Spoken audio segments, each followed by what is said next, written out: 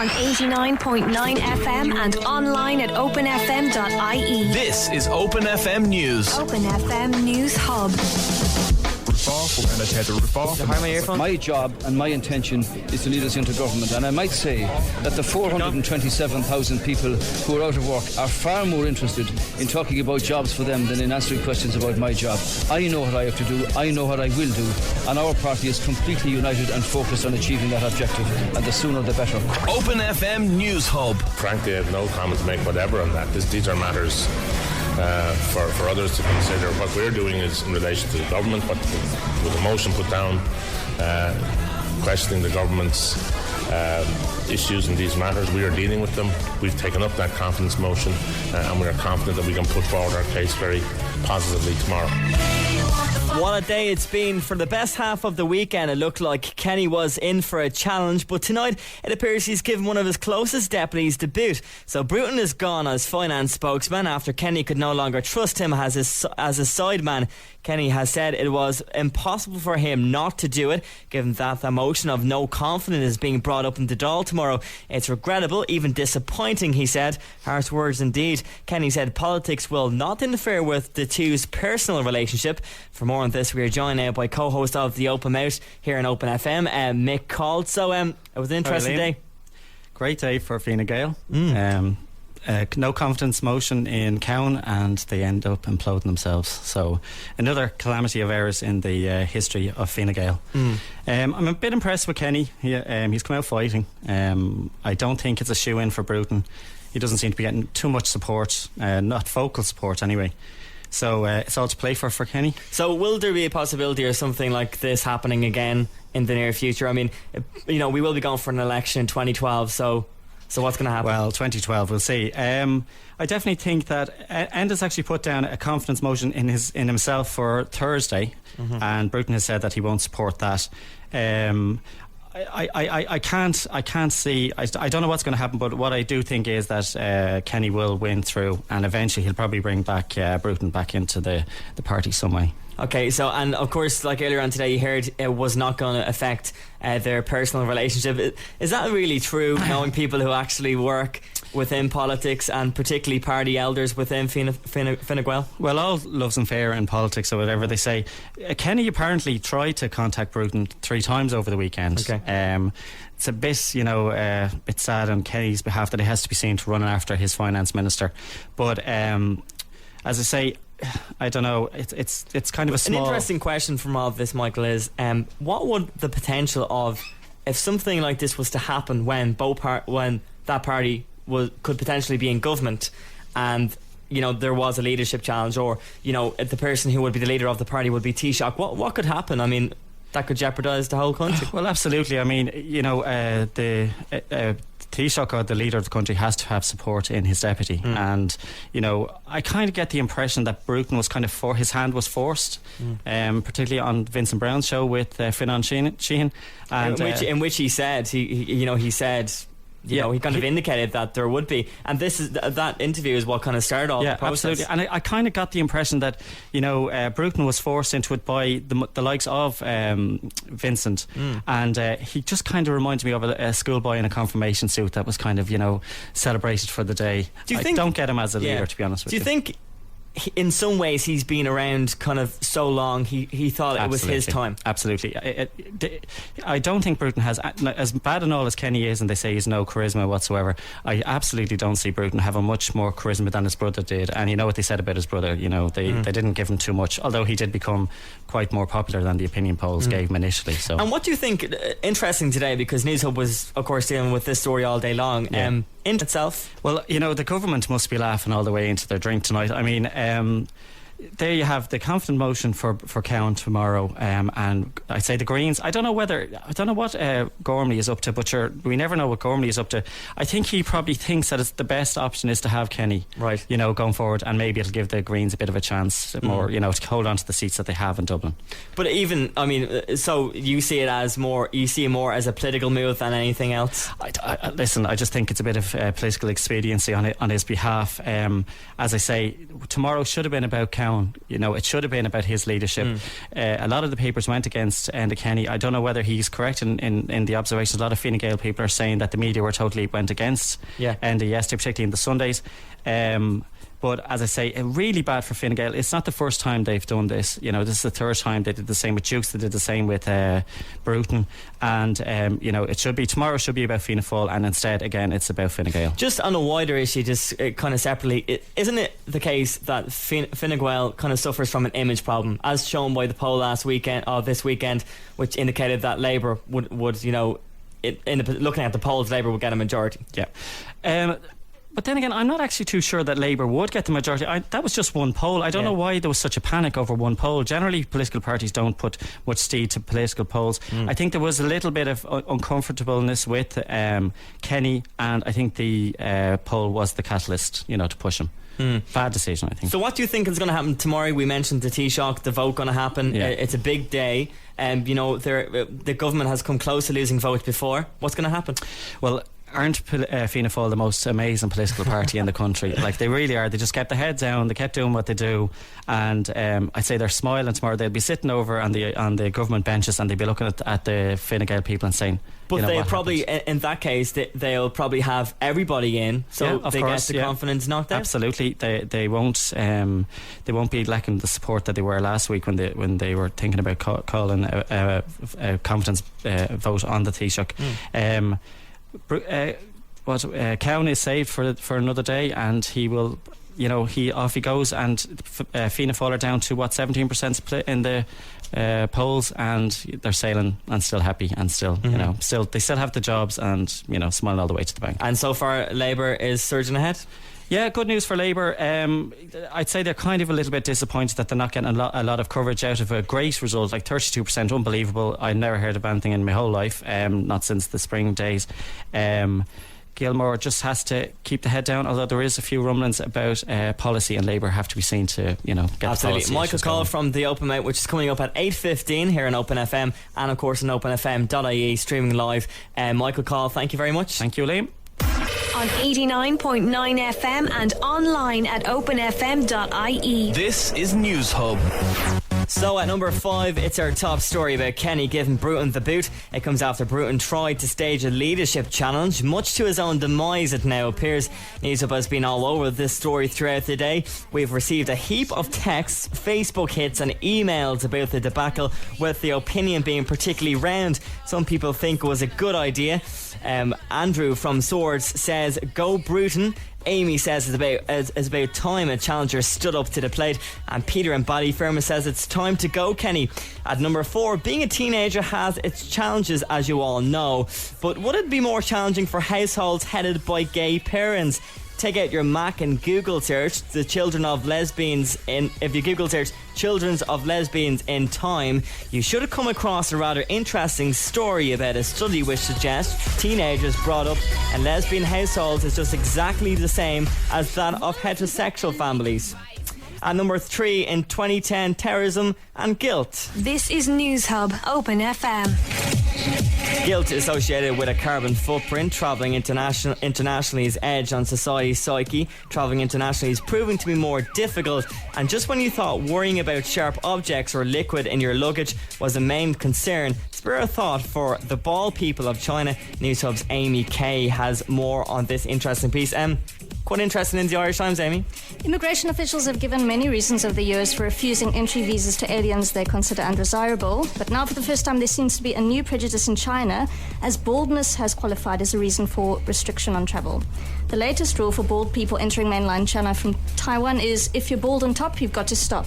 Chinese border guards have said that it is easier for bald people to disguise themselves, and so on January 27th of this year, travel agencies in Taiwan were told that bald or shaven-headed people could not get 1-year multiple visas for China. There have been cases since then of shaven-headed people being denied entry, and this has caused quite a stir in the travel community, and several travel agencies have put up notices on their website which say shaven-headed, bald and political parties cannot be catered for. This has, of course, caused a serious issue, given that Buddhist monks who ply their trade on both sides of the Strait of Taiwan are bald. The Chinese said that the rules were aimed at business people and frequent travellers between China and Taiwan, and not ordinary travellers. The relationship between China and Taiwan has improved greatly since 2008, but despite this, most Taiwanese find the doctrine ridiculous. An official from the Mainland Affairs Council said perhaps the ruling is based on an old proverb that says a person who doesn't have any hair on their head cannot be trusted in doing things. So, give us a little bit of more a simplistic explanation for this. What exactly, bald people? Bald people or shaven-headed people or people losing their hair. Basically, if you are Taiwanese or Chinese trying to go into China or getting out of China, you cannot. Because now this is a new rule. So they're actually going to come up to your house and stop you from leaving the premises? No, they won't. No, they're basically, if you're going to try and travel, if you're going to go to the airport, get on a plane, you want to go, or I think it's air, sea, everything, because basically the monks have their trade in Taiwan. They go between China and Taiwan all the time. Okay. And they will not be allowed into China now. Right. Or out of China. Okay, so how are they going to impose this? I don't know. It's weird because... because... It doesn't really make sense. It doesn't make any sense. But if you're balding, or whatever, or have shaven, even if you have, which is so funny because even if you have hair but you've shaven your hair off, then you're considered bald. You're not going to be allowed to go into China, go out of China. So even if you had a bit of stubble in your hair, they won't allow you to. Right. Because you're not to be trusted, apparently. So what's not to trust? It's Chinese. It's a Chinese proverb. A person who doesn't have any hair on their head cannot be trusted in doing things, and that's what they're basing on. Basically, because you can change your identity. So if you're bald, then you could maybe, I don't know, change your passport photo or something, which doesn't really make any sense because you could do that anyway. Even if you had hair on your head, doesn't really make sense. You could put on a wig. It's very weird.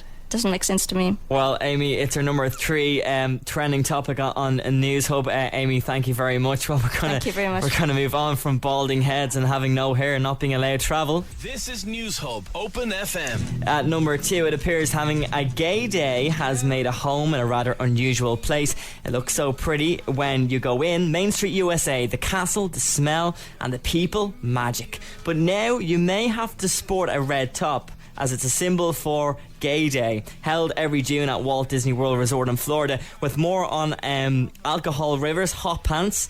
Here's News host Etna Malloy. So what is this gay thing? Well, Liam, it's not actually an official Disney Day, but apparently the first week in June in Orlando, Florida, the most famous city in America for all its theme parks, 150,000 people descend, all gays and lesbians. And on the Saturday this week, they decided they'd take over Disney. And so for the past 20 years, they have taken over Disneyland, Magic Kingdom to be precise, and all decided to wear red so that people would know and they would stand out. And this year, the numbers were huge. There was nearly 30,000 gay families there, so all wearing red. So they have to wear red in order to... Yeah, well, just to represent the fact that they're there for the Gay Day, which isn't officially a Disney Day, but they've made it. Is it organised by an outside party? I think it's like Gay Pride like the week we have over here, right. Only it's in Orlando, and then because Disney and the theme parks are so popular there, they just decide to descend on Magic Kingdom because it's the most famous. And basically they want to prove that they too are interested in theme parks and want to ride the roller coasters just like Brilliant. Everyone else. So we'll all take a trip to Walt Disney World and have a gay day. Exactly. Of course, everybody's welcome, not just everybody. Gay people. Even though Disney have said that there have been a few complaints, so if people weren't comfortable being there on Gay Day, they were giving them refunds or passes for entry the next day for free. Brilliant. Okay, and the News Hub's Etna Malloy, thank you very much. And this is News Hub, Open FM. So your number 1 top News Hub trend is a book everyone seems to be talking about, author of What's Being Billed as the next thing in the vampire novels. He's managed to make the blood-sucker creature scary again, despite being romanticised by those Twilight novels. News Hub Laura Nugent has an interesting look. Laura, what exactly is the thing about this book? Basically, Cronin's The Passage is a kickback to the original vampire horror novel. Back to the idea of Dracula not so much dramatized, but the fact that the vampire is scary again. Perfect. And what's the difference between this and Twilight? Is it just it's more scarier, or? Basically, yeah. It's just like the characters are constantly running for their lives. And while they're running for their lives, it's a horrible experience. It's a very scary experience for the reader. Many readers have reported that they've actually suffered from traumatic nightmares after reading this novel. So it's definitely a more frightening experience for the reader. Perfect, Laura Nugent, News Hub's Laura Nugent. Thank you very much for joining us. Open FM News Hub. Your top story tonight is Edna Kenny has given Bruton the boot. So that's it for News Hub. We're going to be back tomorrow night at 8 o'clock. Open FM 89.9. A new day in Irish radio. Hello there, and how are you all doing? All right. No matter what way you want to put it, you're very welcome to the very first Open FM on 88.9 with myself, Mick Hall, and Hazel Cullen. The talk show to put the ing into talk and the jazz into vajazzing. We hope to inform, involve and inspire all those from the LGBT community and beyond. With one-on-one interviews and panel discussions, we aim to keep our listeners entertained and informed. If you've got something you want to get off your chest, or if you want to know how to pump up and get that perfect chest, get on to us here on Open Mouth on Open FM. Hazel? Hi, Mick. Well, tonight we've got an interesting mix of topics for discussion. We'll be joined first by Colin McGorman. Later on, Paddy Goon from Body Shock Tattoo and Piercing is coming in to talk about, well, piercing, tattooing and scarification. Oh, sounds interesting. It does. Okay. After that, Daniela Niamh, researchers here on the Open Mouth team, are going to join us in the studio to talk about the latest in gardening of the lady variety. Is that too vague? No, we have an idea. Yeah? Well, let's just say we're going to be talking about lady gardens and glitter. Lady gardens. Okay, sounds cool. Right. Okay, so we'll talk to you in a little while. Okay, but first, before we move on, we're going to go back to Liam in News Hub. And Liam, you are doing a piece on drug misuse in the gay community, is that correct? I've done a piece on drug misuse in the gay scene, which I done of course, just recently. So it's basically about young LGBT people and a new report which was released by Belong To. Have a listen. I'm News Hub's Liam Cahill inside Belongs To's offices in Dublin city centre, where a report has raised a few eyebrows. It's been described by some as a major problem, even an epidemic. Gay equality organisation. Health professionals all agree that drug misuse amongst young people within this community is a growing problem. My name is Gillian Bryan. I'm the drugs outreach worker at Belong To Dublin Youth Service. One of the big things that came out of the research was that there is LGBT young people are using drugs, but that they felt that there was no safe place that was free of homophobic, bullying, drug service that could access. So I think if you compare it to mainstream young people within Ireland, it's way higher. Like you have 25% of mainstream young people in Ireland have used drugs. If you compare it to young people in rapid areas or poor socioeconomic backgrounds, it's very similar. Belong To recently released a detailed report which I have here. The stats along with the stories were gathered through various interviews and focus groups. The results all point to worrying developments. Some 65% have had some experience with drugs, 21% have used drugs, and 11% have been sexually assaulted while on the take. Mark hasn't been assaulted, but he is one of many who have had experience of drugs. Yeah, I've taken coke as well before. Alright. And what happened did you take? And I've swallowed speed as well before. Alright. So when you're taking those things, first of all, with the coke, what happens? Coke gets you real paranoid. It makes you real aware of what's around you. And sometimes it all depends on the mood you're in as well, because you're at being in a bad mood, you get real paranoid. You think people are talking about you, you think people are looking at you. It's like coke as well, which is you swallow it instead. And that's just a real adrenaline rush as well. Kind of makes you think you're a He-Man or something, What were the side effects of say speed, for instance? For the next time you're coming down, you feel real sick and you're real depressed as well. You feel real upset. The report itself also suggests that drug misuse is widespread and significant, but how do we stop it? Davin Roach of Glen. The statistic is very stark. I think it's very worrying. I think it demands huge attention, and I think it demands a response in terms of addressing the conditions which encourage people to increase their drug use, and responses and supports for those that are engaged in problem drug use. The report itself, a critical report, seminal report, I think the first significant dedicated report in Ireland, certainly that I'm aware of drug use amongst the community. We need to look very much at schools. We know that schools are not great places by and large for young gay people. We need to make sure that they're more supportive, that young gay people are not feeling isolated, marginalised, stressed as a result of difficult experiences they have in schools because of their sexual orientation. So we need to ensure that schools are safe places. We need to ensure that families give support to young gay people, and we need to introduce initiatives around that. For now, the problem may get worse, but young LGBT people should consider the risks before they take a drug. That's great, Liam.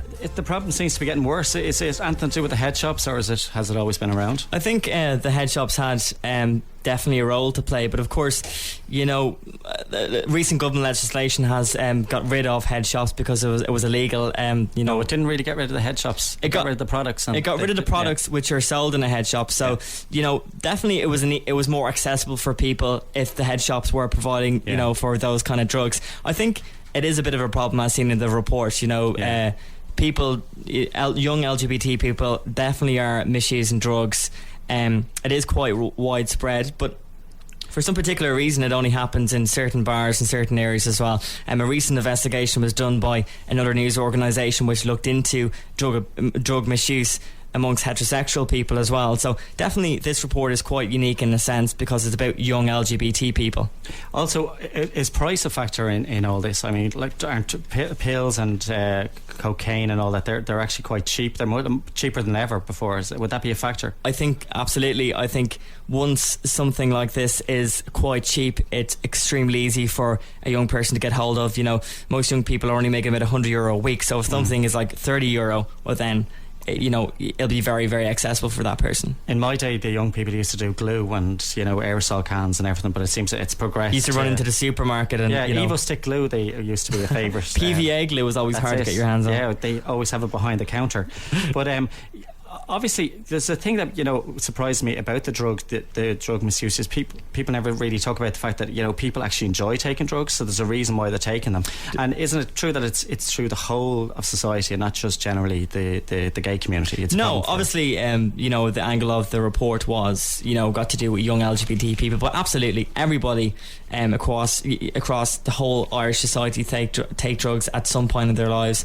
Of course, not everybody. There's it's a certain group, and they do it for enjoyment. It's definitely an enjoying experience for that person. Obviously they don't look at the potential limitations of what that drug can do, the effects of what the drug can do to the person. So certainly, as I said in the report, you should look at what effects it can have on your body before you take any sort of drug, before you mess around with stuff. True. Yeah, very good. Liam, listen, thanks very much for that. That's brilliant. Thank you. Cheers.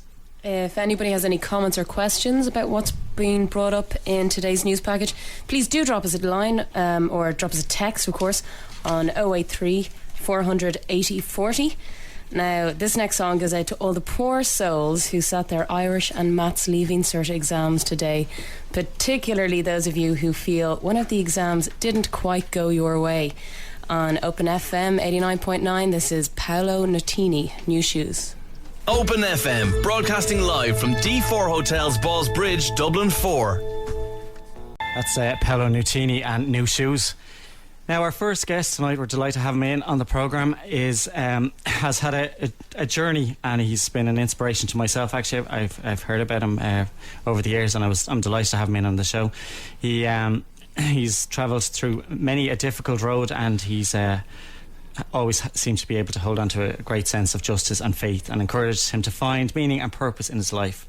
And now he is the Executive Director of Amnesty International. Colin O'Gorman, you're very welcome to the first Open Mouth on Open FM. Thanks very much. Happy to be here. Thanks very much for coming in. I was just wondering about the Leaving Cert there. We were playing out a few requests there for a few people. Do you remember doing the Irish and the maths in the Leaving Cert? I remember doing the Irish. I remember doing the Leaving Cert because the weather was fantastic, and I remember last week as it started thinking, well, at least it was 1983, so it was just a little while ago. Hedge schools, was it? Yeah, Hedge schools. Yeah. Charles Stewart Parnell and myself side by side. No, it was the weather was fantastic, and I remember thinking last week, well, at least the weather's not brilliant, but unfortunately it's now gotten fabulous. So there we go. It was actually beautiful weather when I was doing my Leaving Cert as well, so I think it's par for the course. Basically, we just wanted to have you in because I actually saw you on a programme a couple of years ago. I think it was called States of Fear. Was that it? Nope. No. Okay, that's a great start. It was a programme that I saw you on. That's my research going out the window there. Okay, I think I'll go home. Basically, it's just about your story about growing up in Gorey. You had a difficult childhood growing up. Is that the best way to put it? Yeah, you're probably talking about a film called Suing the Pope, which went out in 2002. Okay. And that was what it said on the tin. That was about the fact that I had a legal case where I was suing the Vatican, the Diocese of Ferns in Wexford, where I grew up, and the Vatican, because I had been sexually assaulted over a period of 2.5, nearly 3 years by a priest in my teens. Okay. Did you actually sue the Pope? Was it actually? Yeah. Do you actually sue the Pope? Yeah. Yeah. Yeah. Okay. And when you were growing up in Gorey, was it a difficult part of your life?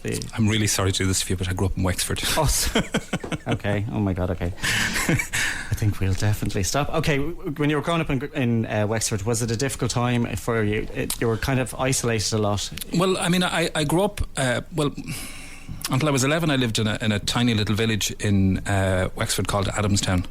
That was before they built a new town called Adamstown on the outskirts of Dublin. Yeah. And it literally was just a crossroads, and I lived on a farm that my grandfather had farmed, and so there was a long family history and connection to the place. When I was 11, we left there and moved to Wexford town.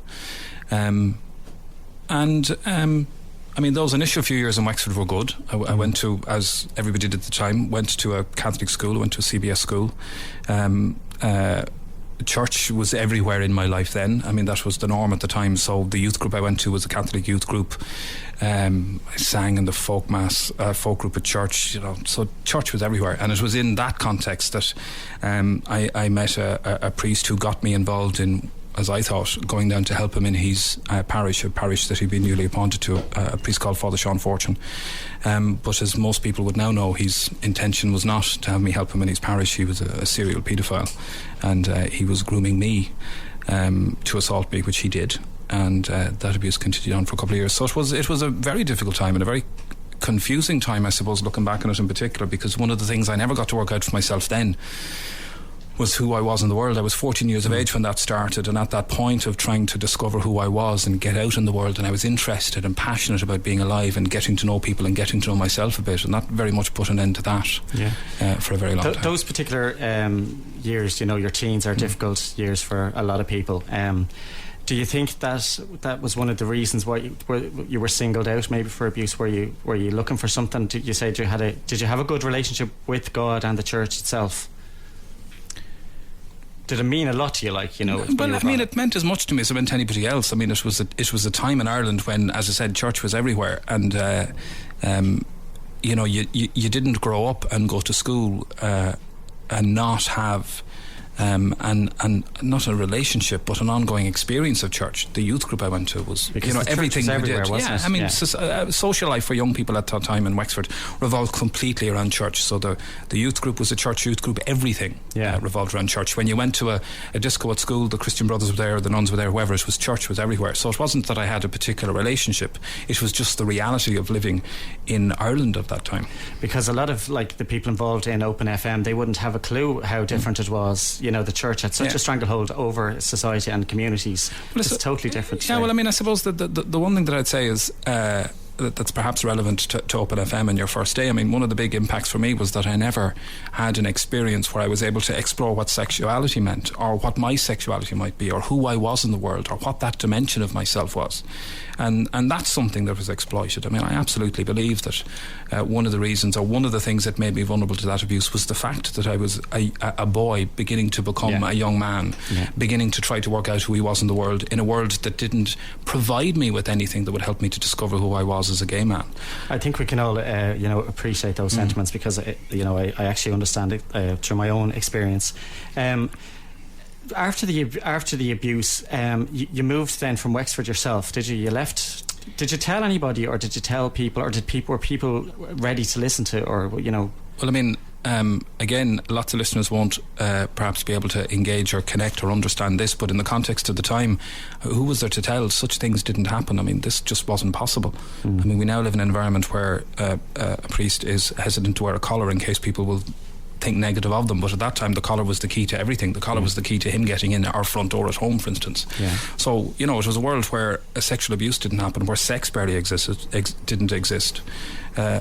So there was nobody to tell, there was nobody to talk to, and by the time it ended when I was 17, and it ended because I ran away, because it was either go in the river or get out of Wexford, and I literally got on the road with a suitcase and hitched to Dublin and spent about 6 to 9 months on the streets in Dublin before I picked myself up and started to build a life and to discover who I was.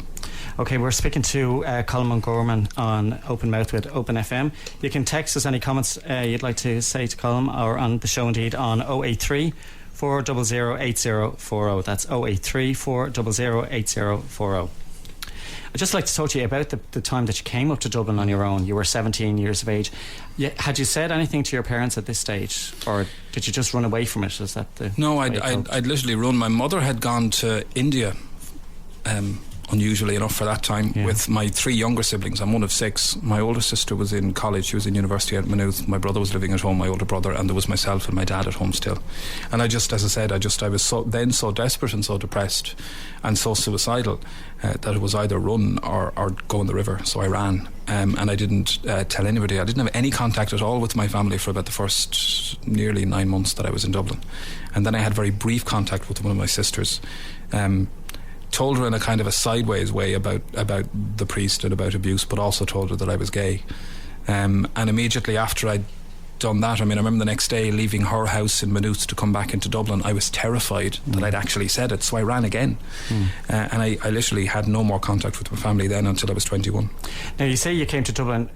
How much did you have in your pocket? Nothing. And how did you survive? Like I've heard you before talking about that, and I've often been in Dublin without a few bob on a Tuesday or something, and I'd go into, say, Eason's and buy a cup of coffee and take all the papers and read them upstairs. But I'd still had somewhere to sleep. How did you manage for those? Like, hours are lifetimes. Well, I mean, for the first number of months I was literally on the streets, I mean, in a way I was blessed that it was, well, I don't know how blessed I was, but thank God it wasn't London, I suppose. But and I found myself in situations where I was being picked up by people, and in exchange for sleeping them, I'd have a bed to stay in for the night, or I'd have a meal. Well, at that point, that's all I was worth anyway, so that's all I knew about myself, that I was there to be used or exploited if people wanted to, and at least it got me off the streets. And if that didn't happen, then I slept under a bush in Branagh Park, or I walk around all night. I remember I used to go and sit at points during the day in the Burger King on O'Connell Street. I'd go into the toilets downstairs, and there were 2 cubicles, and I'd go in and close the door in the cubicle and fall asleep for half an hour, and then get up and go out again. And that's how it was. And I just survived. It was literally moment to moment, day to day surviving, staying out of sight, because I didn't want anybody to see me in case they found me and I got in trouble, or they sent me home, because I couldn't go home, because that was the end of everything if I had to go back there. And it literally was just a moment to moment, day to day kind of survival. Did you meet anyone at all during this time that would that restored your faith in humanity? Like, were there people that were good to you? Yeah, there was a guy who helped me get a job in a little restaurant on Dame Street, near where the Viking used to be. Now I'm really aging myself. It's okay, I know where that is. It's okay. Liar. Which was the gay pub in Dublin at the time, before the George even opened, and then it was only the upstairs George. I'm really aging myself. You lie like a cheap Chinese watch. And I got it was a guy who I met on the streets, who brought me home with him to sleep with him, but actually took some pity on me, or gave a damn about me, and helped me to get a job. And that job paid me enough money to pay for a bed sit each night, and I gradually started to pick myself up. because it was near the Viking, a lot of gay guys used to come in to the restaurant at various points in the night, and they were just great crack. And eventually this guy Tom said to me, well, are you finally going to come into that place? And so eventually I went into the George and then went down to the NGF as it was in Fonza Street. God, I feel about 90. And that was coming out and discovering the scene for the first time, and got involved in the youth group in the NGF, I suppose the predecessor to the Fabulous belonged to. And that was the beginning. That was the beginning of finding myself, finding my feet, finding myself, discovering who I was, getting a sense of community, a sense of belonging, discovering that it was possible to be me and to be safe, that not everybody I met wanted to use, abuse and exploit me, and that love was a possibility, and that being gay was something that wasn't just dirty and genital and sexual and abusive and exploitative and unpleasant, that it meant having real relationships with people. So when you actually went to the gay, say, pubs and clubs, did you actually find some comfort in it? And, comfort is probably not the right word. I can remember the first time I went into the NGF and walked upstairs. God, I feel ancient. And walked upstairs, and at the time, homosexuality was still legal back in the late 17th century when this happened, but at that point there wasn't even a bar in the NGF. It was a coffee bar. The NGF is the National Gay Federation, which is it was in Founds Street behind the Central Bank, and it was the only gay club in Dublin at the time. And there was a coffee bar in it because there was no bar, because they couldn't get one, and the guards would routinely come in and walk around the club just looking at people occasionally, but I can remember going in there and standing transfixed in the corner of the dance floor was upstairs, and standing transfixed in the corner of the room looking at all of these people and just thinking, oh my God. I mean, it was a small club, but just thinking, oh my God, nobody has 10 heads, they all look nice, they all look reasonable, they're all having a really good time. With just tea and coffee? Well, it was the music, frankly. What was the music in those days? What was the music in those days?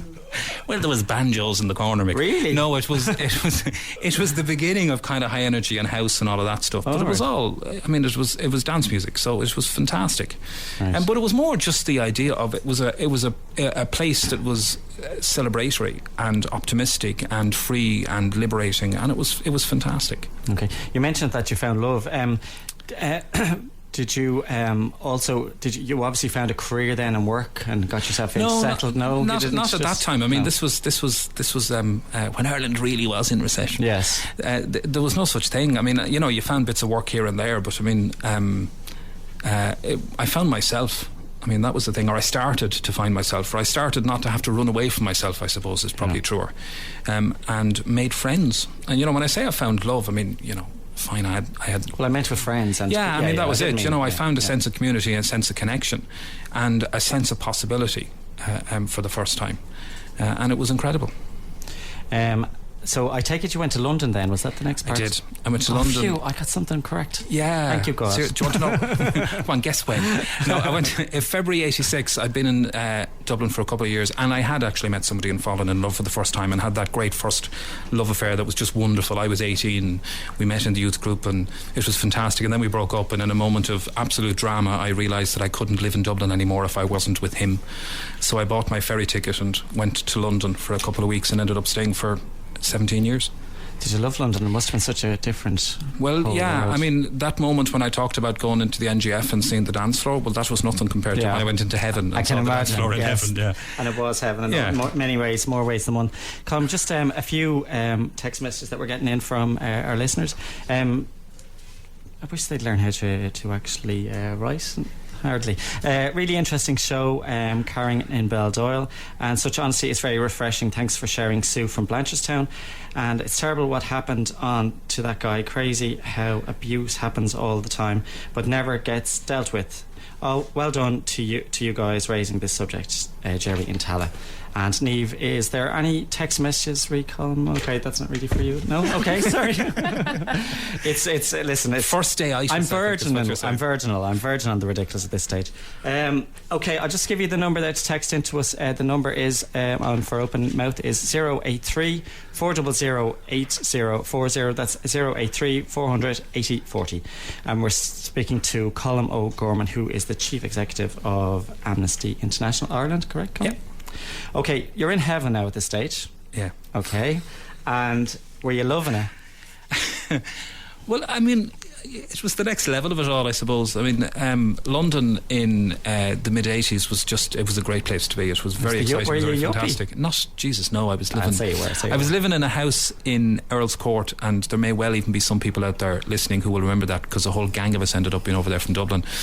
It was a big old house in... that the landlord who lived on the top with his boyfriend had converted into floors of individual rooms, and they were rented out as individual rooms to people, and it was colloquially known as fairy towers because there was 30 of us living in it, and it was completely ridiculous, but it was great. It was fantastic. When I got off the bus in London at Victoria Coach Station, the landlord was there because a friend of mine who lived in Dublin had been there for a while, so he set me up with a room. When I got there, I got a job in working on the coat check in Copacabanas, which was the club in Earl's Court. Yes, but it was at the time, I'll have you know. Copacabanas is actually referenced in the Tales of the City novels.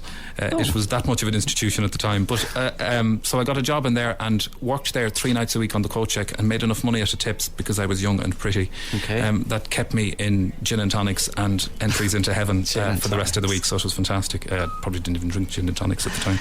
Now I take it at this time, because we all tend to do this, you know, in our early 20s, that we kind of avoid the parents for a while. And just, did you do that, or did you just try and forget about things and just move on?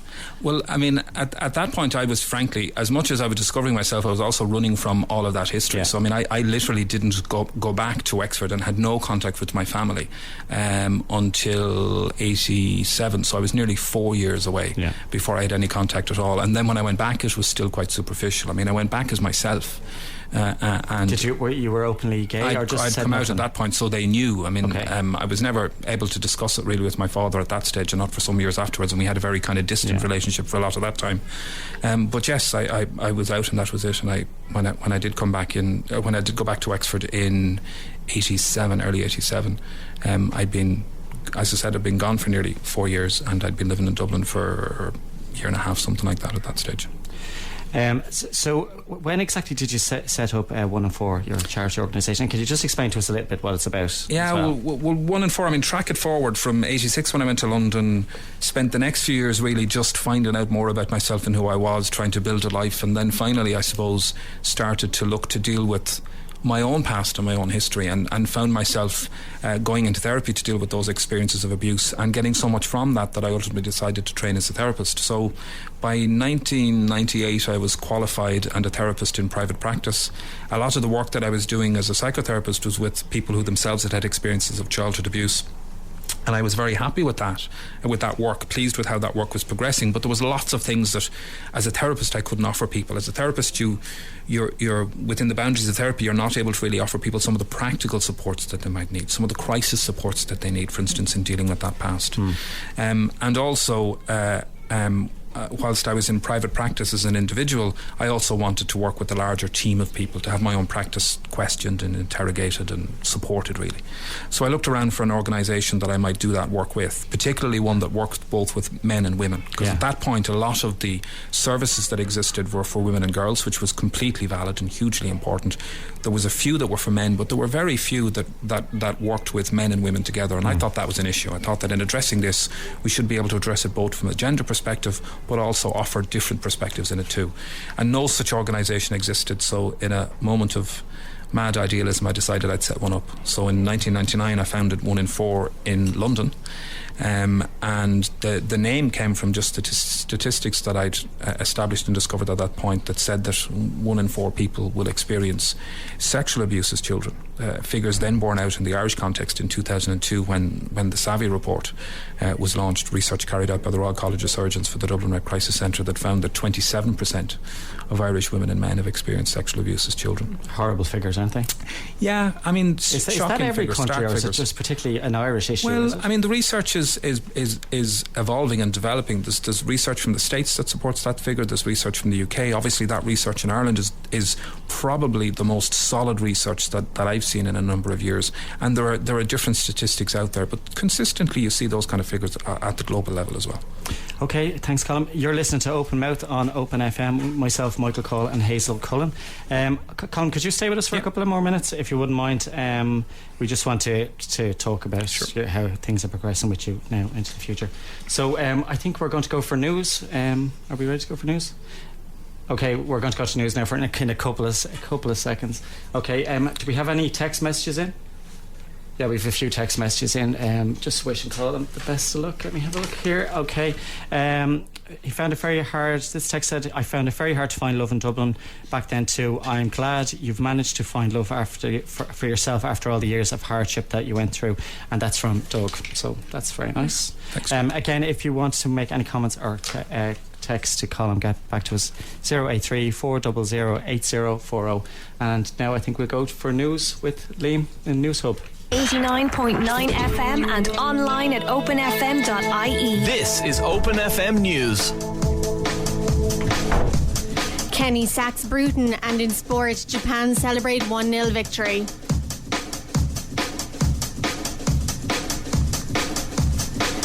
Enda Kenny has sacked Richard Bruton. The sacking comes after a weekend of toing and froing between Kenny and Bruton, leaving voters unsure as to who might lead the party in the next general election. The announcement has put a lid on any attempted coup within Fine Gael.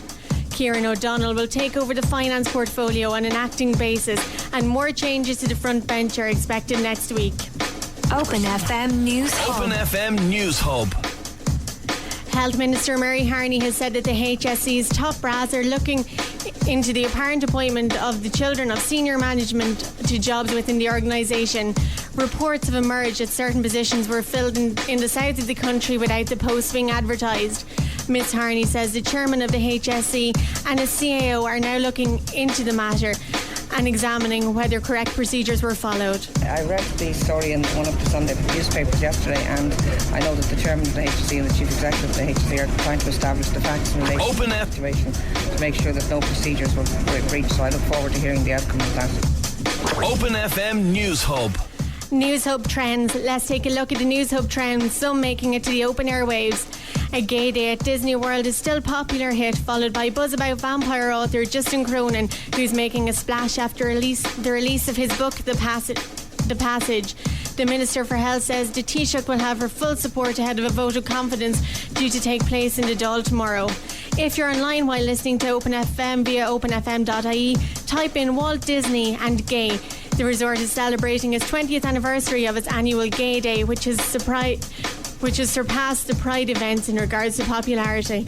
Open FM Sport and Weather. In association with milk2010.ie. Ireland's first gay and lesbian music festival, coming to you from Ballinlough Castle, County Meath, August 14th. Japan and Holland share top spots in Group B at the 2010 World Cup after both sides registered wins this afternoon. The Dutch furthered their claims to be considered as contenders for this summer after a 2-0 win over Denmark in Johannesburg. And Japan survived a nervy finish to their game against Cameroon before emerging with a 1-0 win. Paraguay have a 1-0 lead in the Group F game in Cape Town. In weather, it's going to stay dry tonight, so no jacket will be needed. Open FM 89.9 FM. More news in an hour. Open FM 89.9. Broadcasting live from D4 Hotels, Ballsbridge, Dublin 4. Welcome back to Open Mouth on Open FM. We're broadcasting from D4 Hotels in Ballsbridge in Dublin 4. Don't forget to text us on 083 400 80 40. And we still have Colin O'Gorman, who's here with us in the studio. Colin, I have to apologise about the heat. It's something else, isn't it? It's a bit hot. Your hot stuff. That's all I can say. Colin, the figures there for that you were just saying to us there before the break, the news break, 1 in 4 people. As I was trying to just stretch out a bit, is that particular to Ireland, or is it a worldwide phenomenon? Huge figures, like. I mean, yeah. No, it is a worldwide phenomenon. The research varies from country to country and from research project to research project. But I mean, you'll find consistent research across the world that suggests those kind of figures. Your service 1 in 4, it offers invaluable counselling services to people. Is that one of the main things you do? Well, it and still does. When we set up the service, it was around psychotherapy and advocacy. So both psychotherapy that allowed people to address those experiences and how they affected their lives now, but recognising that, you know, when you address the traumatic past, you're doing so because it affects your present. I mean, it's not that, you know, one of the things you'll often hear people say is, well, that's all in the past, simply move on. Well, quite frankly, if people could move on, they would. It's the fact that it's still affecting their living present that causes them to need to look at it. But when you go back and deal with it, then very often there are practical things that need to be dealt with. There might be, you know, legal concerns. Maybe people need to report to the police or to the Gardaí. Maybe there are current child protection concerns. As people begin to engage with that kind of trauma and upset, life can become difficult. So at the practical level, people need other kinds of supports. And as I said, therapy can't offer those supports, so you need a different kind of service. So that was where the advocacy element of the organisation developed.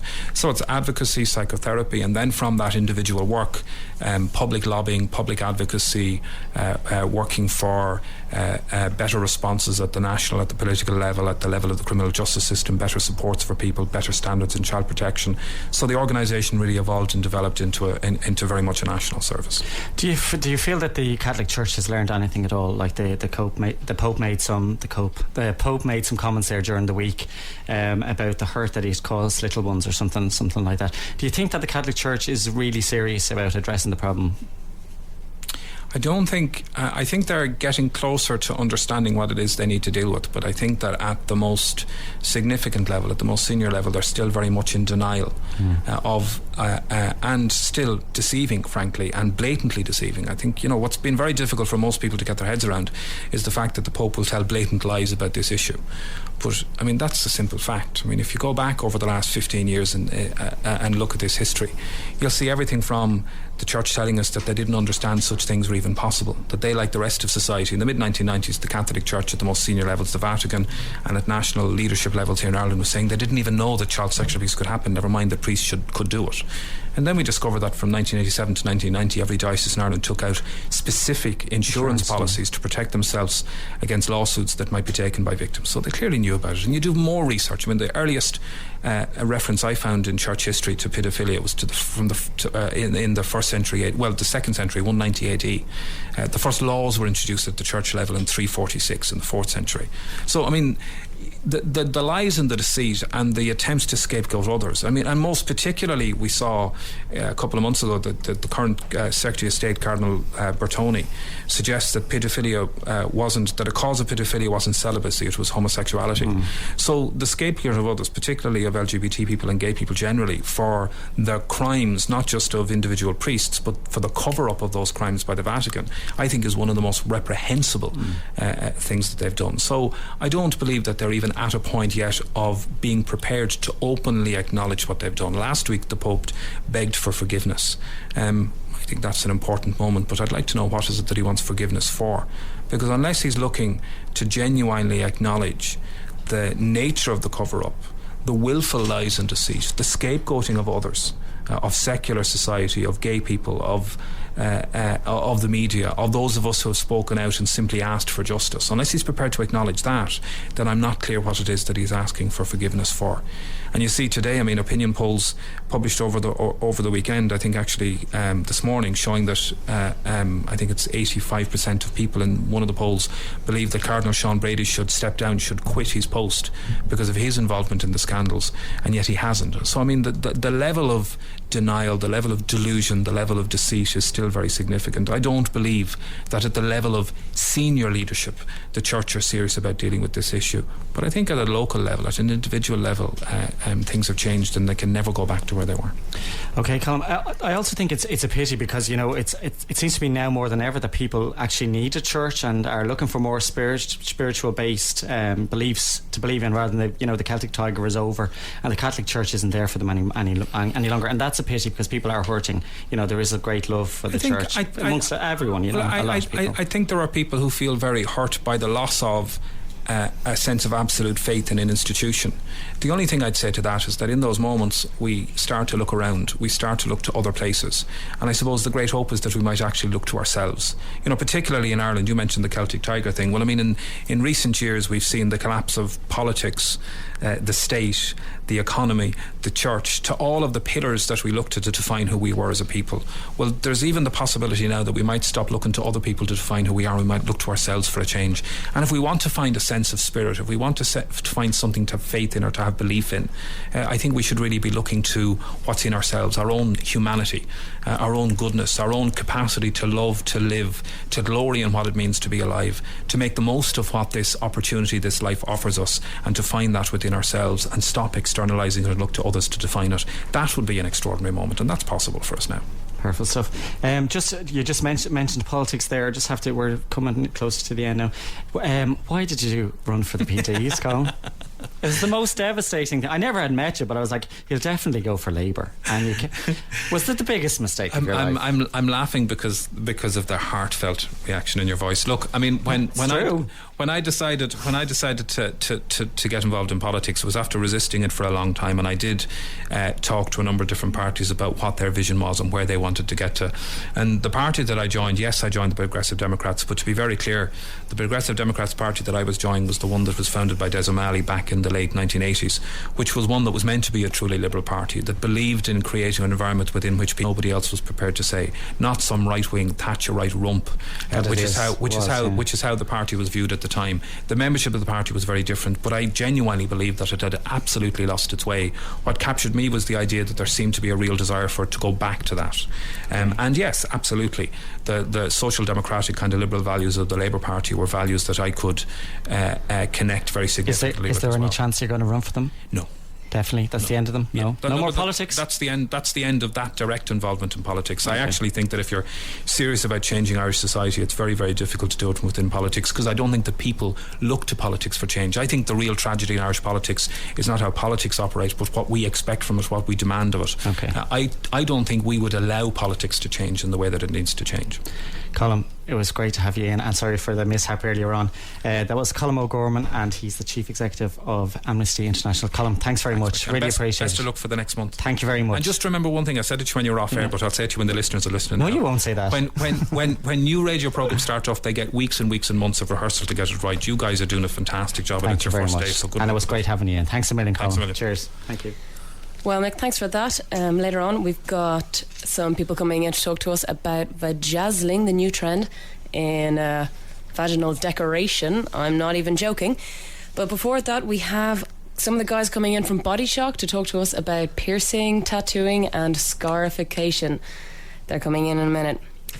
Before that, we have Sarah Times by Portishead. OpenFM 89.9. Proud to celebrate diversity. Hello, and you're welcome back to Open Mouth on Open FM with myself, Michael Cole, and Hazel Cullen. And that was Portishead there with Sarah Times. We just have a text in there from a listener, and they say, nice start to your talk show, guys. Colin is an inspiration and a great voice for those who have been victims. Keep shouting for Colin. So that's from John in Artane. Now we have 3 fine hunks of specimens of manhood here now to have a chat to. Hazel, over to you. Well, we've got 3 guys in here. We have Paddy Goon, John Hendrick and Chris Solberg. Paddy Goon is from Body Shock Tattoo and Piercing. John Hendrick works with Paddy, as far as I'm aware, organising the Dublin International Tattoo Convention. And Chris, you have your own place called Connected Ink in Temple Bar. Is that right? Yeah, it's not my own place, but I work for Connected Ink in Temple Bar. Well, soon it will be yours. Hopefully, yeah. So, guys, firstly, Paddy, now Body Shock, it's you started, did you? Yep, I started in 1989. 1989. Yep. And what got you into it? Just piercing myself and doing friends and family, and then just going from there. Just people asking me to do things for them, and just going on from there. Now, when you did your first piercing, not when you got your first piercing, but when you performed your first piercing, had you had any formal training in it? No. When I started, there was no piercing studios in the country. None whatsoever? No, I'm the first professional piercer in the country. Oh, wow. And I can see now, for those of you who can't be in the studio, Paddy has, what I can see, an array of piercings. Now, there's loads and loads of different kinds of piercings. I'm not really familiar with it myself. I have my ears pierced. I think my mum had them pierced when I was about 3 months old or something. You get like the little golden hoops and the but I haven't actually had anything in them since. What different kinds of piercings are there? Where can you? I mean, you can get piercings everywhere and anywhere. Everywhere. And we don't just do piercings. We do all the body modifications like tongue splitting, piercing, branding, scarring, suspensions, all that sort of stuff. Now, what jumps out at me there and jumped out at me before when we were talking before the show was scarification. Yeah, it's just like tattoos, only with instead of ink, you just cut it straight into the skin with a scalp. And how do you? I mean, literally just one. Is it just one clean? Just one clean cut straight in. Now, what if you wanted a kind of a fuller kind of effect? You can cut it twice at an angle, and then you can peel off the centre bit. And peel off the centre, and it creates kind of a raised off. Raise up. Now, do you do that often? Do you have many people come in for that? No, I'm pretty picky on who will do that to. You want to be pretty heavily tattooed beforehand. I wouldn't just do it to someone straight off the street because it can't be changed. There's nothing you can always be changed. It can always be removed. It can always be altered, redone. With a scar. That's it. It's done once, and that's it. And what's the strangest request that you've had for scarification or even piercing or tattooing? Well, I don't do tattoos, but piercing wise, there's a uvula on the back of your throat. When you open your mouth and look down, punch blank line. I'll pierce that. Pierced. Yeah. Okay, that's I've never ever heard of that. Never ever. How did that even work? I mean, you'd have to like really. Do you have small hands? You could just crawl into their mouth. You gotta open up wide. Let's go. It's all done with tools and stuff like that. It's pretty tricky to do. As far as I know, I'm the only one that does it.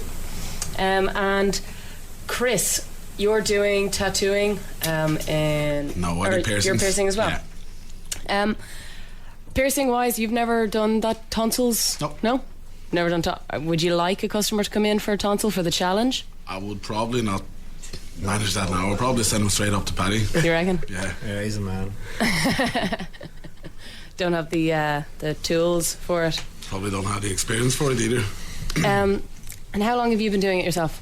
Piercings for almost 6 months now. Only. Okay, that's not so long. Not as long as Paddy anyway. Do you have many people coming into your shop on a daily basis? Yeah, quite busy. Would you say it's mainly men or women? It's basically 50-50. And I have a question. What do you see like a lot of gay people coming in, or is it mainly a straight thing, just from your kind of general observation? No, it's like everything. Just everybody, you'd say it was kind of maybe 50-50? Yeah. But you don't ask people when you come in, are you scared? Yeah. You know what I mean? What does a typical gay guy or gay girl look like? That is the attitude we're looking for. That is it right there. I think that you hit on a very good topic. Chris has been piercing for 6 months, and he's really, really good at what he does. Paddy's been piercing since 1989, and he's the only person that has done that. But what he stressed in his point was that he's very, very picky about what he does. I mean, if somebody comes into Body Shock and asks for something serious like scarification or branding, he's not going to just go, yeah, no problem, cool, yeah, jump in the back. He does have a sense of responsibility, and he has a very, very, very high sense of professionalism, same as in Connected. If somebody walks into Connected and goes, hey, I want to get this done, if it's a belly button or if it's a eyebrow piercing, no problem, Chris will do it. But he's not going to do something that he's not able to do. But then surely at the same time, in terms of what you're saying about only being sure about who you're doing it to first, having that sense of professionalism. At the same time, if you're a consenting adult, are you denying somebody's rights if they come in and they say, look, I really want my ex-girlfriend's face scarred into my chest? Yeah, you could. Yeah, no, you're not you're not saying their rights are wrong. You know what I mean? You're not kind of alienating them or anything. It's just not a wise thing to do. You know what I mean? It can't be changed. And then you're 18 years old. Even you're 19-year-old. You're 30. I've refused people. It's just like you're not ready. You don't know because you won't be able to take the pain to start with, and you won't be able. You don't know what you're going to be doing for the rest of your life at 18, 19 years old. So I'm not going to make a mess of you You know what I mean? I'm not going to cut you up, and then in 10 years' time you kind of turn around and go, that was a stupid thing to do. You know what I mean? People that get their girlfriend's names tattooed on them, sometimes, okay, it lasts. 90% of the time, it don't last. Do you have many people coming in who are underage? Yeah. Or under 18, and do you always ID everyone? We ID the majority of the people, and then if they don't have ID and if they look underage, we just refuse them and tell them to come back in with a parrot. What about drunk people? Not a hope. No. I wouldn't touch anyone with alcohol in them. Yeah, that's okay, yeah. Because you see them doing it all over the place. Oh, you see it abroad. You see it everywhere. But I think a good benchmark for that is to compare like everything to the whole tattooing thing, where you see people that don't have many tattoos, but they have their neck tattooed. Or their hands tattooed. And generally, the rule is, and it's a rule that, like, you know, tattoo artists, you know, any good tattoo artists amongst themselves have always kept to is that they would never tattoo anyone's hands or neck or face unless somebody was covered in tattoos. But you know, you do see people these days with tattoos on their necks or tattoos on their hands, and that's just literally people that the little Rihanna fans and stuff like that have, and you know, they'll take their 60 quid for stars on someone's neck. You know, but people, you know, you need to think. I have seen a lot of people with stars on their necks, and I think that was quite a fashionable thing in the last year or two. Yeah, and all the things down the hands as well, because Rihanna's got it and all that. You know what I mean? Rihanna doesn't have to work again. You do, you know what I mean? Do you reckon, you're 18 years old. How much of it do you reckon, the whole tattoo culture, how much of it is fashion? 60%. You reckon? Did you start out because of fashion? No. No, when I started getting tattooed, there was only 2 tattoo shops in the country. 3. And what about yourselves, John, Chris? The only reason was actually Paddy became a good friend of mine, and I used to know people and this and that, and the more trust me, I've got bad tattoos. Trust me, I've got bad tattoos, and my first couple of tattoos, they were mistakes that I got covered up and things like that. But you know, the more I learned about it, and the more I, you know, appreciated the history of it, the art form, and you know, now I have good tattoos. But worst tattoo you ever got? I won't say that on the air. I'll go on. I still know the go artist. No, I did stuff that I thought at the time. I'll be honest with you. Worst tattoo I ever got was I got 3 tattoos at the same time because I was madly in love with an ex-girlfriend and I was young, and she got something similar, and when we were going out together, but we'd split up, and I thought if I get this, maybe she'll take me back, and I got it. So I got it for the wrong reasons. And if you're gonna get tattooed, I mean, I tell everyone this, especially young people, if you're gonna get tattooed, if you really, really want a tattoo, wait 6 months, and if you still really want that tattoo, go and get that tattoo. But research your artist, research your shops, research this, and find out who is going to, you know, it's going to be on your body for the rest of your life. I mean, getting tattoos is painful, but getting them removed is a whole lot worse. You know, so research what you want to do and be sure. Don't turn around one Saturday and go, I've a spare 100 quid. Oh, do you know what? I'll go in and get like stars on my neck. But I believe it's quite addictive. Yes. Getting tattoos. So I don't have an addictive personality. Sorry. No? Can we get a webcam? I don't know about that. I mean, I've heard people say like, right, well, I got one, and you know, I really liked it, and I liked that it was there, and I looked at it all the time, and then I got another one that kind of represented this. Oh, yeah. And then it kind of kept on going, and the next thing they look like Paddy. Not a good thing or a bad thing. Sorry, no. Good looking to begin with. That is. I'm ugly to start with. Do not read into my comment too much. Yeah, right. Oh, it happens. Yeah. Well, yeah, you're right. That's where I started. My first one was a bet. Because my friend came home with a little tattoo on his chest, and he was crying, and I just started laughing at him. And he goes, "You go do it." And I was like, "Okay." And that was it. That was it. Loved it. Boom. And then I got another one, and then I showed my mum, and my mum was like, that's lovely. And that was my licence then. My mum would never dare say, I like your tattoo. No, my mum still is like, don't get any more, but she'll turn around to my brothers and sisters and go, did you see John's new tattoo? Isn't it lovely? Oh, you know? That's cute. My mum comes to all the tattoo shows and introduces herself around. Yeah, your mum is pretty sound, actually. I don't know where you came from. Well, is there anything interesting or cool coming up in the tattoo piercing scene? The Dublin International Tattoo Convention on Halloween weekend. Oh, right, cool. in this very hotel. Yeah, in the D4 hotels in Bulls Bridge. Yeah. It's because it's Halloween weekend, we want everyone to dress up. Come as mental, as stupid, and as odd as you want. And can you get your piercings, your tattoos there if you've been planning something? You're going to get tattooed off some of the best tattooers in the world. We got some of London Ink coming over. We got some of Miami Ink coming over. We got people from every country you can think of. That's fantastic. And you can get. It's going to be top quality work. We check don't out let some great bands, and you can look at some great performances as well, like burlesque dance performances, freak shows, suspensions, horror. Us in the bar. And that's next Halloween weekend. Halloween weekend is coming 29th, 30th, 31st. So guys, thanks so much. That's Paddy Goon from Body Shock, Chris. And you can get all the details on the website, DublinTattooConvention.com. www.DublinTattooConvention.com. Well, John Hendrick, Chris Solberg and Paddy Goon, thank you very, very much for coming. Thanks very much for having us. Thanks, lads. OpenFM 89.9 live from Dublin Pride, June 26th. Join OpenFM 89.9 on Saturday, June 26th for the biggest event in the LGBT calendar, Dublin's Pride Parade. We'll be broadcasting live from Dublin's Pride Parade with great music, inspirational live speeches and a great time all round. It'll also be Ireland's first moving outside broadcast, where we'll be broadcasting live from a bus. Pride Parade, Saturday 26th. OpenFM. Hello and welcome back. You're listening to Open Mouth on Open FM on 89.9, and we're broadcasting from the D4 Hotels in Ballsbridge. And don't forget, you can contact the show on our number is 083 400 8040. That's 083 400 8040, and we'd love to hear from you. Let us know how we're getting on, and no slagging please. Okay, a Brazilian, a Hollywood, a basic bikini. These are all different things you can get done to your lips. But now it's time to keep your two lips buttoned and listen to what's hot in the lady accessories. Hazel, this is your department, no? I suppose it's probably more my department than yours, Mick. I think so. Well, vajazzling is what we're talking about today. What? Okay, vajazzling. This is just it. It's another word that starts with vag that is confusing my male partner. I'm out here. Guys, he's just run out of the building. No. Well, firstly, I better introduce the rest of the team. It's a bit of a team building exercise tonight to get us all, because we've been working so hard in this programme.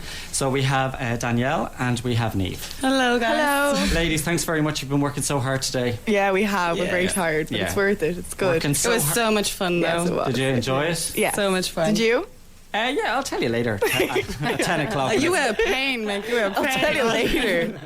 Okay, so you lot went down to get something done. Well, vajazzing, it's called. Do you want to get vajazzling? Oh, vajazzling. You got to put the ling into it. Put the lingus into it. Yeah. Okay, I'm getting given out to. Okay, so tell us, what's this all about? Right. Well, I came across an article in a Bazaar magazine called Bazaar. I was getting the dart somewhere one day and I was like, I need something to read, so I picked up a magazine I'd never seen before called Bazaar.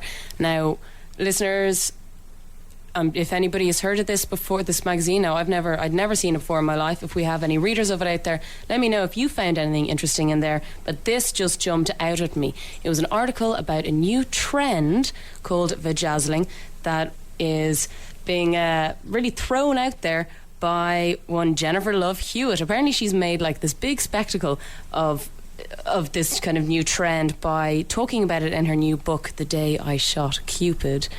Cute. She's got a book. She's Jennifer Love Hewitt. Yeah, that's nice. It's cute. Why did she? Jennifer Love Hewitt. Why did she do stop that the lights. Jennifer Love Hewitt has a book. Cupid just wants people to fall in love. It's like, what are you doing to Cupid? She was like, right, you are. I'm getting you this payback time. Jennifer Love Hewitt goes on a mad killing spree on Valentine's Day. Well, right. Hang on. What's this got to do with vajazzling? Okay. I haven't a clue what you're on about. Well, basically what she's talking about is after a bad breakup, a friend of hers decorated her lady garden with crystals, with expensive crystals. I don't know, to decorate it, make it feel happy, to make it feel like it was worth more than that ex-lover of hers made it feel like it was worth. So only in America, folks. Well, not anymore. Really? Not anymore, because vajazzling It came to Ireland. It is up and coming certainly in the greater Dublin area. Anyway, if we have any rural, regional places, do get in touch so we can send your names out there. We went down to a place called Waxperts in Dunleary. And somebody went down as well, I guess. Oh, Mick, you dog. Basically, we went down. What vajazzling entails is getting a full bikini wax, a full Hollywood wax, and then being decorated with these kind of little stick-on jewels to make, shapes, colours, designs, letters of loved ones, that kind of thing. When I say loved ones, I mean maybe lovers rather than kind of mom. Not the ones that dead. So, girls, Daniela and Niamh came down with me, but there was a problem, wasn't there, girls? There was a reason that you couldn't do it. Exciting problem. Oh, I was so excited to get it done. I was the one that wanted to get it done the most and jumping on the idea, yes. And I'm like, I let it grow. I let my hair grow. I did for 8 whole days. Because of course, one of the things is that you have to be completely smooth down there in order for it to stick. Yeah, completely smooth. As I found out. Okay, I didn't know that. That's why you couldn't get it done in the end. Now I know. She did explain that to me when I was in there. So Daniela, well, what happened then when you went in? Well, I was all excited and ready, and I was so hairy down there, like I was looking like a bear, literally. And got undressed, and it was too short, and she sent me back out. Jewelless. I'm jewelless. We went and got coffee, and we were really upset. So you didn't get it done? No. So, but I was telling all my friends about it, and I got my eyebrows done. Oh. Yeah. Couldn't you have gotten some diamante along your eyebrow to make up for it? Yeah, for like the disco scene.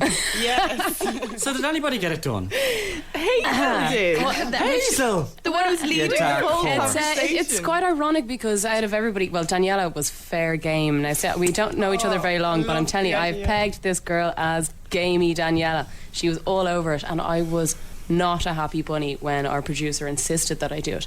She said, you can't talk about something on the radio unless you do it itself. Okay, so you went in and... I did. I went in and... got a wax. 45 minutes got later. Serious, okay, I got waxed. And then I got a little design. But I'll tell you, what I had was I just kind of got a tiny little letter. It's about, an inch underneath my hip bone and over to the left a bit. And it was kind of underwhelming, to be honest. I would have liked something a little bit more bedazzling. Can I have a look at it? How long did it stick? Yeah, sure. Look, it's just still on. Just see it there now. Oh, wow. That's oh my God, it's winking. It's winking. Oh my God. You wild man. This is a great place. No, we're only joking. It actually, I flicked it off. It was annoying. It was itching me, and it was coming off in bits. So I got rid of it. What a letdown! Vajazzling let us all down. If anybody's had a really, really positive experience, if anybody has the Mona Lisa recreated on their vajayjay, please get in touch. Our number is 083 400 8040. This is Open FM, broadcasting live from D4 Hotels in Bullsbridge. Here we have It Only Takes a Minute. Girls. I take that. Open FM 89.9. Proud to celebrate diversity. And welcome back to Open Mouth. That was Take That with A Million Love Songs. Don't forget, again, our number is 083 400 8040. That's 083 400 8040. And we'd love to hear from you. Texts or calls, just get onto us as soon as you can. Hazel, what are we up to now? I think we're having a look at the papers. Is that correct? Yeah, we're going to have a look at some of today's papers, some of the headlines from various papers. Anything interesting? Well, I was having a look at the Evening Herald. Okay. And I came across a few interesting ones. New head shop drug causing psychosis. Now, I'm sure people have heard a bit about this on the radio and the TV over the last week or so. I heard last week that there was something like 40 people in one day were hospitalised having psychotic fits. Are head shops not closed? Well, what's happening is the producers of the drugs are changing the ingredients and sending them out as a new product. The Evening Herald says a new head shop drug called whack has led to dozens of users suffering psychotic reactions. The National Poisons Information Centre said last night it had received 50 reports of people suffering severe adverse reactions after using whack. Now, this is exactly what the government were afraid would happen, isn't it? Because they knew that there would just be different drugs made and a certain synthetic taken out of it, and that these were just going to be one step ahead of the legislators all the time. We presume that it's something that the government was frightened of. It's something that everybody said would happen. Yeah. That they can ban it, but it's just going to keep on happening. I mean, the legal highs are in this remarkable kind of grey area and legal loop. I think what they're trying to do now is. Minister Pat Carey was saying that they're going to broaden the law, make it wider, so that to challenge the way they argue that the products are sold not for human consumption. Okay. Isn't it true that the political establishment and the legal world are always two paces behind these manufacturers of the drugs? What's this new one called? It's called whack. And is it smoked, or how is it ingested? I think it's one of those drugs that mimics the effects of cocaine, so I presume it's something that you kind of line up and sniff up your nose. So we might see protesters back outside the shops any day soon? Well, yeah, maybe. We might find... I mean, apparently, of the 102 shops that were open before the ban, 36 of them are still trading. So there's 36 targets out there. For, as we saw before, the spate of arson attacks might start happening again. I mean, it's either people arguing either the mainstream drug dealers are doing it, or is it crazy parents of local kids? Who knows? Okay, I think that's something we could keep an eye on for the next couple of weeks and see how that progresses. Daniela or Niamh, anything that take your interest today? Well, I was reading the Irish Times today. Of course you were. Of course I was. I'm a journalist. And I found this thing that said that there may not be a dark side to the universe after all. What do you mean? So it's basically like, in the night time when you look up and you see all these stars and galaxies and stuff? Yes, I do. The theory was in 1990 that 4% of the universe is made up from stars and galaxies, and then 74% is made up of a dark energy, and 22% is made up of all this invisible stuff that basically controls the universe. And now this mightn't even exist. Invisible stuff controls the universe. Yeah, and it literally says invisible stuff called dark matter controls the universe. Well, controls. So what they're saying is that dark matter may not exist, and what implications does that have? Well, then it's kind of like all the assertions that we've made about, how, what does it say? It says how the universe... Can you not read as a journalist? I was researching this all afternoon because I thought it was really interesting, but it's basically saying everything is flying apart at a faster rate and stuff, and because of these new discoveries they may not be, or they may be. It's very intriguing. So it kind of questions our whole understanding of our place in this universe. Yes. Isn't that interesting? That could be a huge... Mick is looking at me you have no idea what you're talking about. I'm just thinking about what I'm having for my tea. Leave me alone. I'm thinking huge philosophical questions coming in. Now we're going... This is an interesting... Guys, any comments on this? 083 400 80 40. Yeah. I don't quite get it. Neither do I. But I feel that there's something huge in that article. It's only begun. All this research has only started. So... Let's keep an eye on it. This could be the end of the world as we know. Keep an ear to the ground as to whether or not the world is ending. Okay, I will. Danielle, help us here, please. Well, I was reading the Irish Daily Mirror, keeping it real with the stars. So I was. And it's no Irish Times. I didn't find anything about dark matter, but I found an interesting story about airlines. Okay. And how much are we pissed off with the luggage charges. Crazy. So there were a few girls flying from Dublin Airport, and their hand luggage was oversized. So basically they were asked to pay €35 check-in charge, and they wouldn't have any of it. So what did they do? They took out all the clothes, put them on themselves, and walked through. So they got away with it. Brilliant. And didn't have to pay it. So I think we should all do that from now on. Yeah. What airline is that? I'm definitely going to do Ryanair. Do you know, I actually know a guy coming back from, I think it was Glastonbury last year. He had way too much stuff, and one of the things that he had was actually an extension cable. You know, the ones they kind of... Why did he bring that to Glastonbury? He was working. Okay. So he had this extension cable, and you know, it kind of retracts out. It's one of those roundy ones on a little wheel inside, right?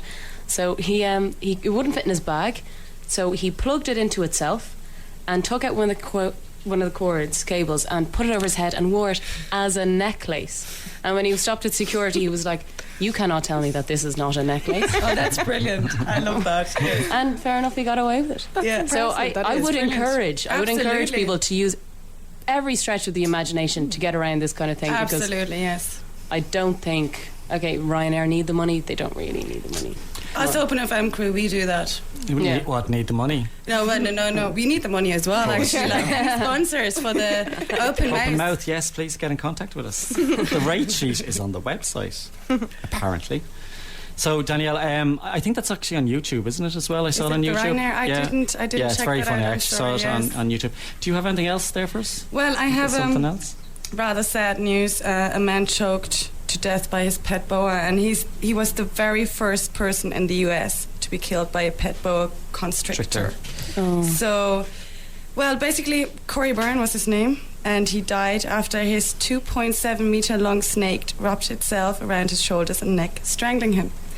This guy, Corey, just wanted to show his girlfriend's mate the snake and just put it on his shoulders, petting it, and suddenly it wrapped around, and the girls couldn't get it off him, and he unfortunately died. So sorry for the fact I was laughing. Wow. I thought I'd go for he wanted to show his girlfriend's mates his snake. Okay, that's the worst about having a big snake. That's the lesson to be learned. Killed by my own massive snake. Well, he can't say that anymore. I suppose that's the danger of keeping wild animals as pets. Wild animals, I believe personally, should be in the wild. That's why I have a hamster.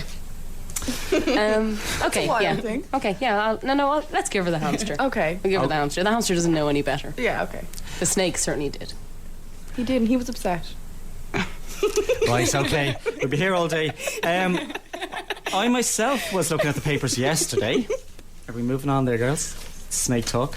I was looking at Sunday Independent yesterday, and there was the obituary for Blanche from the Golden Girls. I was absolutely devastated. Rue McClellan. She's the sexy divorcee that was in the Golden Girls for many years.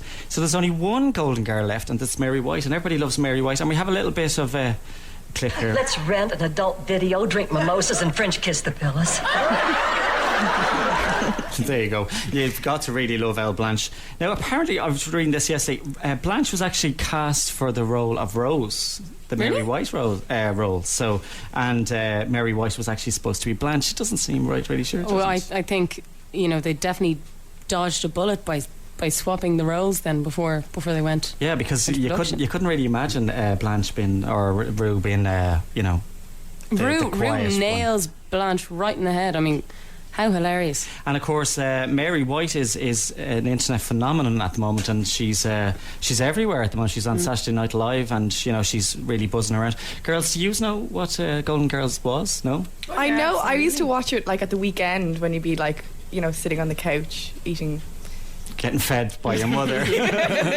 No, just when you're a kid and it's on and you're like, God, this is terrible. I don't understand any of the jokes, and I'd be like, why am I watching these old women? What I think was really, really interesting about, in particular, Blanche's character was that she was an older woman talking about her sexuality. Well, that's... Okay, I mean, that was...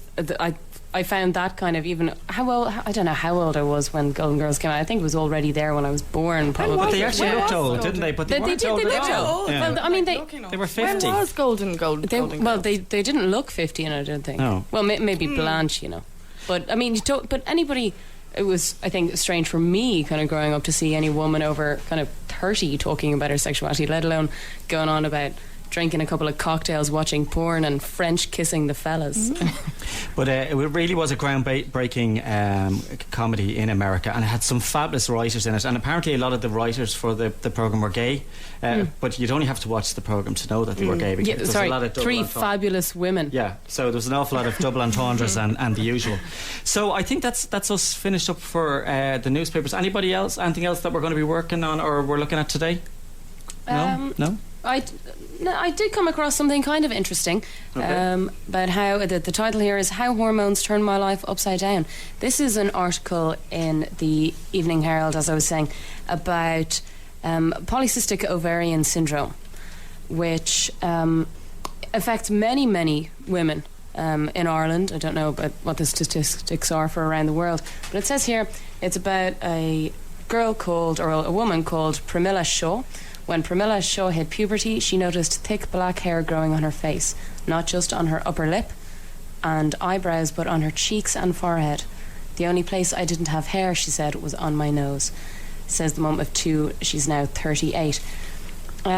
Anything that affects fertility is a taboo subject for many people, and PCOS is something that affects fertility. I think that this is a condition that people should be talking about it more, because there's a lot of people walking around who suffer from this and don't know it. Okay, Hazel, listen, that's great. I know it's a story that affects a lot of people. We're going to take a break now for the news. OpenFM 89.9 live from Dublin Pride, June 26th. Join OpenFM 89.9 on Saturday, June 26th for the biggest event in the LGBT calendar, Dublin's Pride Parade. We'll be broadcasting live from Dublin's Pride Parade with great music, inspirational live speeches and a great time all round. It'll also be Ireland's first moving outside broadcast, where we'll be broadcasting live from a bus. Pride Parade, Saturday 26th. OpenFM. On 89.9 FM and online at openfm.ie. This is OpenFM News. Kenny sacks Bruton, and in sport, Japan celebrate 1-0 victory. OpenFM News Hub. Enda Kenny has sacked Richard Bruton. The sacking comes after a weekend of toing and froing between Kenny and Bruton, leaving voters unsure as to who might lead the party into the next general election. The announcement has put a lid on any attempted coup within Fine Gael.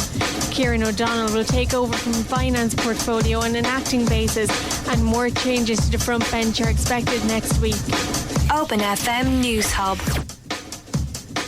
Health Minister Mary Harney has said that the HSC bras are looking into the apparent appointment of the children of senior managers of jobs within the organisation.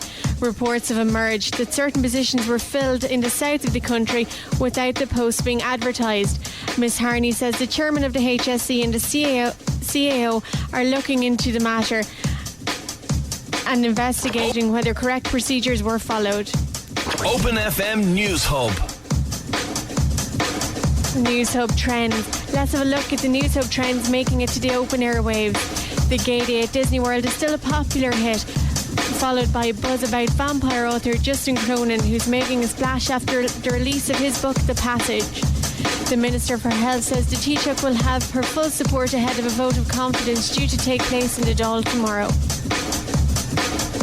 If you're online while listening to us, while listening to OpenFM via openfm.ie, type in Walt Disney World and Gay. The resort is celebrating its 20th anniversary and its annual Gay Day, which has surpassed out events regarding popularity. OpenFM Sport and Weather. In association with milk2010.ie. Ireland's first gay and lesbian music festival, coming to you from Ballinlough Castle, County Meath, August 14th. Japan and Holland share top spots in Group B at the 2010 World Cup after both sides won this afternoon. The Dutch furthered their claims to be considered as contenders this summer after a 2-0 against Denmark in Johannesburg. And Japan survived a nervy finish to their game against Cameroon before emerging with a 1-0 defeat. Paraguay have a 1-0 lead in the Group F game in Cape Town. And in weather, it's going to stay dry tonight, so no jacket will be needed. Open FM 89.9 FM. More News Hub tomorrow. OpenFM News Hub. OpenFM 89.9. Proud to celebrate diversity. Hello and welcome back. You're listening to Open Mouth on OpenFM on 89.9, and we are broadcasting from the D4 Hotels in Dublin 4. Hazel, what are we up to now? I think we've got Paul Donnelly in the studio. Hi guys, how are things? Hi Paul. How are you? I'm alright, and yourselves? Good. Great. Listening to the show, it sounds really good. Thank you very much. But you would say that yourself. He's a charmer. I think we're going to talk a little bit about the forum on the OpenFM website. That's www.openfm.ie, in case nobody knew. And of course the Facebook page. Paul, has there been anything going on there that's worth noting? Yeah, there's a lot of interaction. Mostly there's a lot of stuff that you can talk about in the forum, like general discussions, and there's questions that you can ask presenters and stuff like that, and questions you need answered. Unfortunately, like there's not a lot of interaction in the forum, and I think people need to start going in there. Like it's openfm.ie/forum, but there's bits and pieces, like there's presenters talking there, and there's a lot of people from the general public talking there. The most feedback we get for the station is actually on our Facebook page. Right. Well, I mean that's not too surprising, because Facebook is a big social network. Yeah, it's basically people's social lives kind of seep into Facebook at this time. There are a lot of people on the OpenFM page, our webpage. There are people talking. There's a question up there. What are the most common LGBT stereotypes you hear? And we've had over 200 votes on that. And the question is, is it gay men are promiscuous? Then there's another option: lesbians are, they're all butch. Gay men are effeminate. And then there's it's just a phase, they'll grow out of it. And then women just say they're bisexual because it's a trend. And the most people saying that the stereotype is that lesbians are butch and that gay men are effeminate. Then the second best, or the second most favourite one, is gay men are all promiscuous. And then the other two have 9-10 votes each. And the topics that are on the forum, I believe there's some topics that have been thrown out there talking about people's coming out stories. We've got a couple of coming out stories, so if anybody has a coming out story, do hit the forum and tell us about it. Everybody's coming out is very different, isn't it? So it's a good story, and we are doing something with it later in the week. So can you just give us again the details and how people can contact the forum? Yeah, if you please? want to talk on the forum, it's www.openfm.ie/forum. And there's also you can go into our discussion page on Facebook, which is facebook.com/openfm, and just hit the discussion tab. Okay, can I just ask you a quick question about the forum? You just literally log on to it, and then do you have to become a member or anything, or can you just make a comment? I'm pretty sure that guests can actually talk on the forum as well, but we'd advise you to sign up to our OpenFM page itself. Okay, there's a little community there, isn't there? Yeah. And that's what we're hoping to encourage and build up over the next few weeks. And there's lots of questions as well on the there's one on the homepage, like I said, about the common stereotypes. And it's also a good place to find out more about presenters on your favourite show, like isn't it? Because I have a profile. Mick, do you have a profile? No, not yet. Why don't you have a profile? I'm anonymous. Sort that out. He's a ghost in the system. Yeah, there's lots of things you can go in there. There's even there's a community page, and there's you can check out the schedule, all the crew, events, blogs.